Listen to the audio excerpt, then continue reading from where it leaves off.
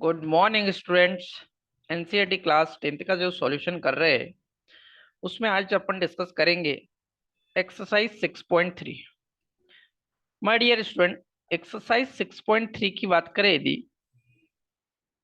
तो एक्सरसाइज 6.3 में जो पहली चीज अपने को समझनी होगी, criteria for the similar of triangle. Criteria for similar of triangle. My dear student, अपन ने क्लास 9th में और क्लास 10th में जो पीछे पढ़ा वो ट्राइंगल को कॉन्ग्रेंट करना सीखा था। यहाँ एक वर्ड आता है सिमिलर, या बोले तो सिमिलैरिटी, ट्राइंगल की सिमिलैरिटी। अच्छा, ट्राइंगल की सिमिलैरिटी को समझने से पहले अपन कॉन्ग्रेंट में जो जो पढ़ा, जो जो रूल पढ़े, उनको थोड़ा सा रिवाइज करें। ठीक है, अभी मैं इस टॉपिक पे नहीं जा रहा हूँ। फ्रॉम 9th क्लास में यदि मैं बात करूं, है ना, तो मैंने क्या क्या पढ़ा वो चीजें देखते हैं। आपको थोड़ा सा जो है डिटेल होगा 9th क्लास से। 9th क्लास में अपन ने देखा कि भैया दो ट्राइंगल लिए थे अपन ने इस तरीके के, है ना। एक ये ट्राइंगल और एक ये ट्राइंगल, दो ट्राइंगल की बात करते थे, है ना। एक सपोज ये मान लीजिए ABC, और एक ट्राइंगल आपका DEF। ओके, यहाँ क्या है, ये वाली साइड इस वाली साइड के इक्वल, दिस साइड ये साइड के इक्वल, और ये वाली साइड इस साइड के इक्वल है। क्लियर। तो कॉन्ग्रेंट कब होते थे ये ट्राइंगल, कॉन्ग्रेंट कब होते थे? पहली शर्त कि यदि इसकी तीनों साइड, रूल बनाए थे अपन ने, यदि तीनों साइड साइड साइड इक्वल हो जाए तो कॉन्ग्रेंट हो, है ना। सेकंड चीज अपन ने पढ़ी थी कि यदि भैया एक साइड एक एंगल और तीसरी साइड इक्वल हो जाए, जिसको अपन ने साइड एंगल साइड रूल बोला, ये समझा। थर्ड अपन ने क्या समझा कि भैया अगर angle side angle rule apply हो जाए, दो एंगल और एक साइड इक्वल हो जाए, है ना। फोर्थ, ये अपन ने समझा था angle angle side rule, continuous दो एंगल और तीसरी साइड इक्वल हो जाए। ये ऑलरेडी पढ़ चुके हैं, ध्यान रखना, है ना। एक और चीज समझी थी कि दी राइट हैंड साइड रूल पढ़ा था अपन ने, इससे भी जो है कि ट्राइंगल कॉन्ग्रेंट, अगर इनमें से कोई भी रूल अप्लाई होता था तो ट्राइंगल, इनमें से कोई भी रूल अप्लाई हो जाए तो ट्राइंगल ABC जो है वो क्या होता था, ट्राइंगल कॉन्ग्रेंट होता था ट्राइंगल DEF के। ध्यान से समझना माय डियर। अब ये है बीच में जो साइन लगा, इसको बोलते कॉन्ग्रेंट का साइन। ठीक है, मतलब इक्वल टू और उसके ऊपर एक साइन। माय डियर स्टूडेंट, इसी साइन में से अगर मैं नीचे का इक्वल टू हटा दूंगा तो जो साइन बच जाएगा, क्या बचेगा फिर? केवल ये ऊपर वाला पार्ट, मतलब इस तरीके का, है ना। इसी को बोलते हैं सिमिलैरिटी। यहीं से मैं आपको क्लियर कर दूं, इसी को बोलते हैं सिमिलैरिटी, है ना। तो जब भी अपन सिमिलैरिटी प्रूव करेंगे तो ये वाले साइन का यूज करेंगे। कॉन्ग्रेंट और सिमिलैरिटी में फर्क होगा, इतना क्लियर ध्यान रख लेना। ठीक है, तो ये तो मैंने क्लास 9th में आपको समझा दिया कि भैया कॉन्ग्रेंट होने के लिए जो है इतनी शर्तें होना जरूरी है। लेकिन अपन तो इसको सिमिलर चाह रहे हैं, तो सिमिलर के लिए क्या शर्तें हैं वो ध्यान से समझे। सिमिलैरिटी के लिए क्या चीजें हैं, है ना। तो एक हल्की हेडिंग लगा लीजिए कि यदि दो ट्राइंगल, इफ टू ट्राइंगल क्या होंगे, सिमिलर होंगे, तो फिर क्या शर्तें होनी चाहिए? सिमिलर होने के लिए सबसे पहली शर्त है कि एंगल इक्वल हो।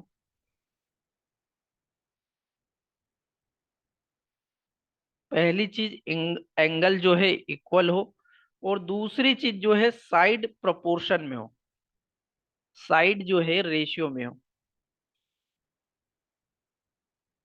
साइड प्रोपोर्शन में हो, है ना, मतलब रेशियो में हो।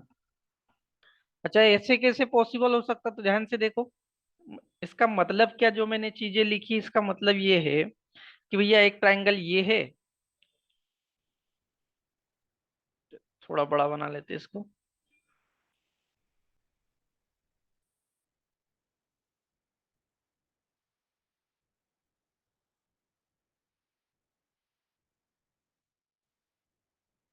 दो ट्राइंगल है ना। एक आपका ये ए बी सी है, और एक है आपका D E F, D E F, D F, this this this this this. अब देखिए एंगल इक्वल का मतलब मैंने ये एंगल बताया आपको। एंगल इक्वल मतलब तीनों एंगल जो है कि ये वाला ये ए डी के बराबर होगा, है ना। बी जो है ई के बराबर होगा, सी जो है एफ के बराबर हो। एंगल इक्वल का मतलब ये है, ठीक है। अब साइड भी इक्वल हो, साइड इक्वल हो मतलब ये साइड इसके बराबर हो, ये साइड इसके बराबर, ये साइड इसके बराबर। इनके प्रोपोर्शन, इनके रेशियो, साइड प्रोपोर्शन, है ना, इनके रेशियो जो है इक्वल हो। माय डियर स्टूडेंट, दो वर्ड का मतलब ट्राइंगल में ये सारी चीजें इक्वल हो, है ना। मतलब यदि मैं राइटिंग में बताऊं अब तो एंगल ए जो है आपका एंगल डी के इक्वल होना चाहिए। एंगल बी जो है आपका वो एंगल ई के बराबर होना चाहिए, ठीक है। एंगल सी जो है आपका वो एंगल एफ के बराबर होना चाहिए। तीन एंगल बराबर होना चाहिए। और प्रोपोर्शन का मतलब है कि भैया जो A B upon D E करो। प्रोपोर्शन का मतलब देखो, इस ट्रायंगल की ये भुजा, इस ट्रायंगल की ये भुजा डी, ये किसके इक्वल हो? दूसरी भुजा सपोज बी सी अपॉन में ई एफ के, है ना।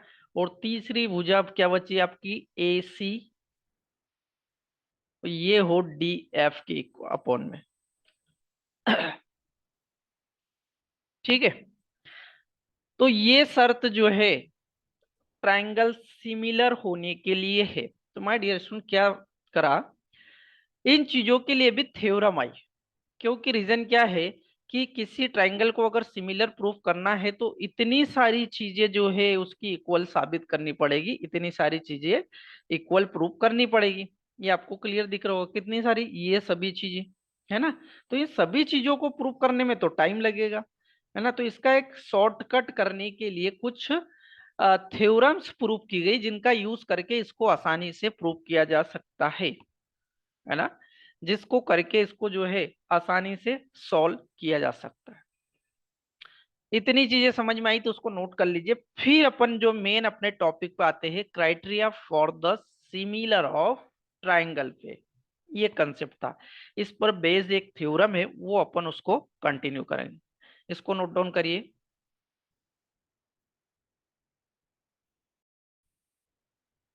देखिए स्टूडेंट, ये अपनी थ्योरम 6.3। ओके। थ्योरम है, if in two triangle corresponding angle are equal, then their corresponding side are in the same ratio or proportion। वही है जो मैंने आपको अभी समझाया कि यदि दो ट्रायंगल में उनके करस्पॉन्डिंग एंगल से इक्वल हो, तीनों एंगल, देन उनकी करस्पॉन्डिंग साइड्स जो है वो सेम रेशियो में होगी, and hence the two triangle are the similar. और अगर ऐसा हो जाएगा तो वो दोनों ट्रायंगल सिमिलर होंगे, क्योंकि वो मैं अभी आपको बता चुका हूं, है ना। वही चीज मैंने आपको समझाई। माय डियर फ्रेंड्स, यहां से केवल इतना मदद मिल जाएगा अपने को कि अगर अपन दो करस्पॉन्डिंग एंगल जो करस्पॉन्डिंग साइड्स रहेगी दो ट्राइंगल की, वो इक्वल प्रूफ कर देंगे तो उनकी जो साइड्स है, एंगल अगर इक्वल प्रूफ कर देंगे तो उनकी साइड्स का प्रोपोर्शन रेशियो जो है वो अपने आप इक्वल हो जाएगा। यही थ्योरम सिखा रही है ना। चलिए इसको करते हैं और आपको क्लियर समझ में आ जाएगा। तो सबसे पहले तो अपन दो ट्राइंगल ले लेते हैं, है ना। वो भी छोटी बड़ी साइज के। देखिए क्या है, एक ट्राइंगल ले लिया मैंने, ये वाला ए बी सी।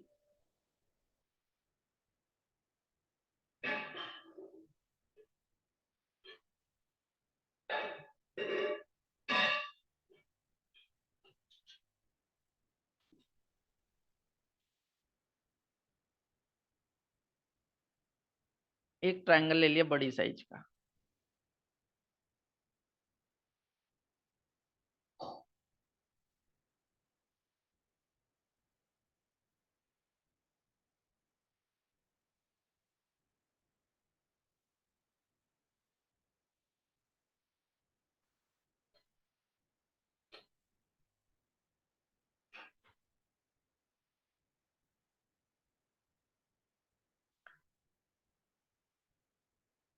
ठीक है, ये आपका ट्रायंगल हो गया ए बी सी। ये ट्रायंगल हो गया डी। ये हो गया ई। और ये हो गया F. D E F. Okay.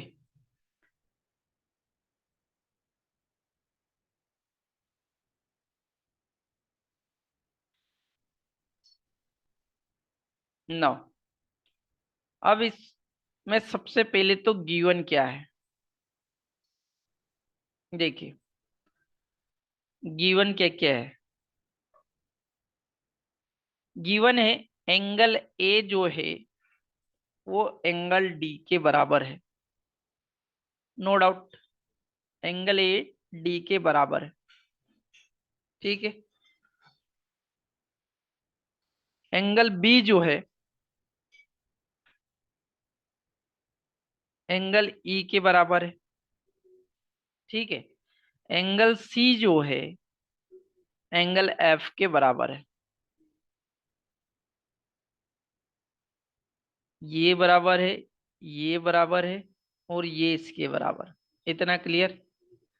ये गिवन डाटा है।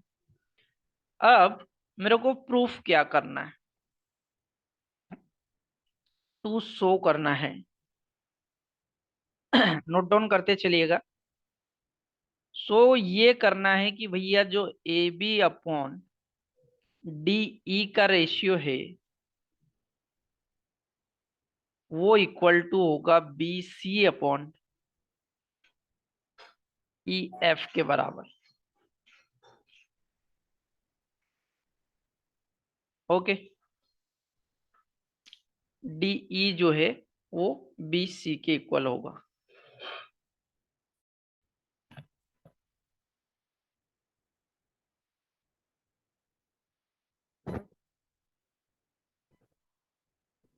ओके। ए बी और तीसरी जो साइड है ए सी इक्वल टू डी एफ, ये इक्वल होगा। ठीक है। एक और चीज क्या प्रूव करनी है, ये तो फर्स्ट चीज हो गई। सेकंड जो है ट्रायंगल सिमिलर हो, मतलब ए बी सी सिमिलर होगा। माय डियर स्टूडेंट देखिए सिमिलर का साइन अब मैंने क्या यूज किया, ट्रायंगल डी ई एफ के बराबर। ओके। डी ई एफ के सिमिलर होगा तो ऐसा यूज करना। अगर ये ऊपर की दो चीजें होगी सो हो जाएगी तो ट्रायंगल सिमिलर, क्योंकि अपन ये सीख चुके हैं अभी पहले ही, मैंने आपको बेसिक समझा दिए। क्लियर। चलिए इसको नोट डाउन कर लीजिए, फिर मैं इसको कंटिन्यू आगे करता हूँ।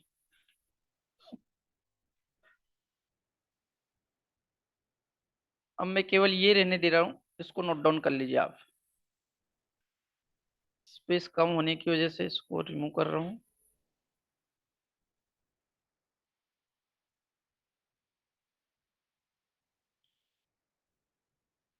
अब जो है अपन इसको प्रूव करेंगे।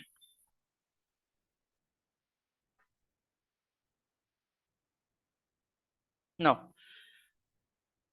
अब इसमें एक छोटा सा कंस्ट्रक्शन करना अपने को। ठीक है। कंस्ट्रक्शन क्या कर रहे हैं, ध्यान से देखिए डायग्राम में। सबसे पहले इस छोटे वाले ट्रायंगल के इक्वली में यहां पर एक पॉइंट लेता हूं, है ना, जिसका नाम मैं रख देता हूं पी। और इस सी के इक्वली इधर की साइड भी एक पॉइंट लेता हूं जिसका नाम रखता हूं क्यू। क्या करा मैंने, एक पी और क्यू नाम का पॉइंट लिया। और थर्ड चीज मैंने इन दोनों पॉइंट को मिलाया, इन दोनों पॉइंट्स को मिलाया। क्लियर। क्या करा मैंने, इन दोनों पॉइंट्स को मिला दिया।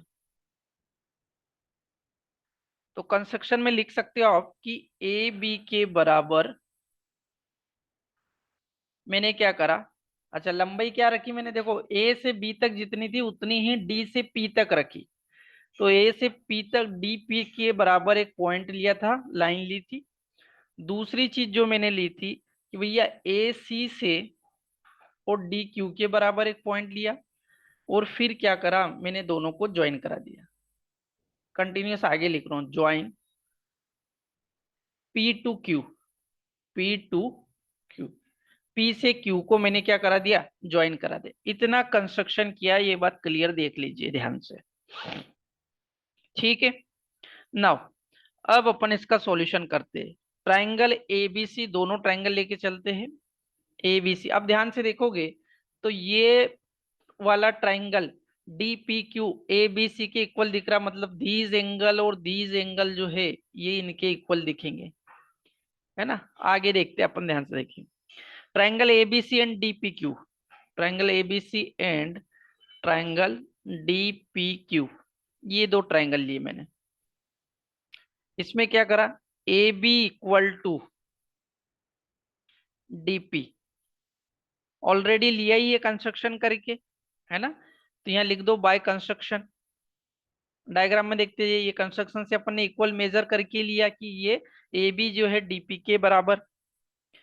फिर एंगल ए, चूंकि एंगल ई बी के बराबर था, ध्यान से देखिए ये बी के बराबर ये एंगल ई था, तो ये वाला एंगल भी सेम होगा। तो angle A is equal to angle D, ये क्या है, होगा क्या, गिवन है ये तो। ए और डी तो दोनों गिवन है ना, गिवन में देख लीजिए लिखा है मैंने, है ना। थर्ड चीज, ट्राइंगल की एक उधर वाली साइड देखोगे तो ए सी बराबर डी क्यू है, ये भी कैसे आया, बाय कंस्ट्रक्शन से, बाय कंस्ट्रक्शन, है ना। माय डियर फ्रेंड ध्यान से देखोगे तो दो साइड और एक एंगल इक्वल हो गया। दो साइड एक एंगल इक्वल हो जाए तो ट्राइंगल कॉन्ग्रेंट हो जाते हैं कि नहीं, मतलब triangle A B C is congruent to triangle D P Q. इतना तो क्लियर हो गया।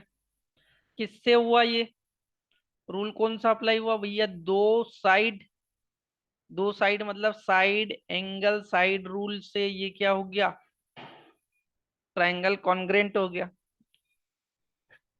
ठीक है माय डियर स्टूडेंट्स, यदि एंगल कॉन्ग्रेंट हो गया तो एक चीज समझने वाली है यहाँ पे, क्या, कि जो बी और क्यू एंगल है, एंगल बी एंगल पी के इक्वल होगा कि नहीं, ये वाला एंगल इस वाले एंगल के इक्वल हो जाएगा, क्योंकि ये कॉन्ग्रेंट प्रूव हो गया। किससे, और एंगल ऐसे ही सिमिलर एंगल सी और एंगल क्यू भी बराबर हो जाएगा, है ना, बाय सीपीसिटी। सीपीसिटी क्या बोलता है कि यदि कोई ट्राइंगल कॉन्ग्रेंट हो तो उसके सारे करस्पॉन्डिंग एंगल और साइड से इक्वल हो जाती है, करस्पॉन्डिंग एंगल और साइड इक्वल हो जाती है।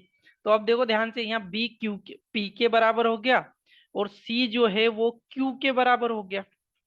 यदि ऐसा हो गया इसका मतलब देखो बी पी सी क्यू। अब यहाँ पर क्या था, आपका जो ट्राइंगल बी और ई देखिए, ये ट्राइंगल बी ये किसके, ई के बराबर था, है ना। और बी पी, और बी क्या है, पी के बराबर भी है, मतलब ये तीनों आपस में बराबर हो जाएंगे, बी पी और ई, है ना। इसका मतलब ट्राइंगल बी जो है वो ट्राइंगल पी के बराबर होगा और ये ट्राइंगल ई के बराबर होगा। कारण लिखना है तो यहाँ लिख दो कि जो ट्राइंगल बी है वो ऑलरेडी पहले से एंगल ई के बराबर है ना, गिवन है, डायग्राम में क्लियर दिख रहा है। माय डियर स्टूडेंट, सिमिलर करके जो एंगल सी है वो एंगल क्यू के बराबर तो है ही से सीपीसिटी से, और एंगल क्यू को देखोगे तो वो किसके बराबर है, एफ के बराबर, है ना। इसको नोट डाउन करिए, इसको नोट डाउन कर लीजिए, ऊपर से थोड़ा सा रिमूव कर रहा हूं मैं।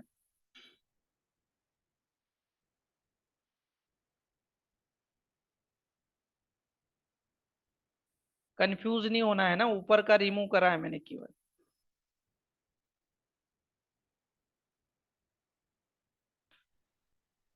अब ध्यान से देखिए, बट जो एंगल पी है और एंगल ई है, एंड एंगल ई, यहाँ क्या लिखेंगे, angle P and angle E क्या है, करस्पॉन्डिंग है, करस्पॉन्डिंग,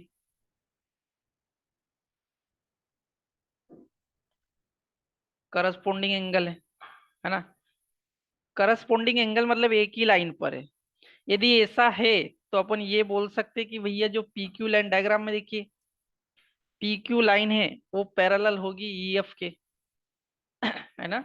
जो पी क्यू लाइन है ये वाली, वो ई एफ के पैरेलल होगी नीचे वाली बेस के, क्योंकि एंगल अगर करस्पॉन्डिंग आ रहे हैं इसका मतलब सेम एंगल पर अगर उनका झुकाव है, सेम एंगल पर अगर वो झुकी हुई है तो वो जो है क्या हो गई, पैरेलल होगी दोनों लाइनें, जाहिर सी बात है ना।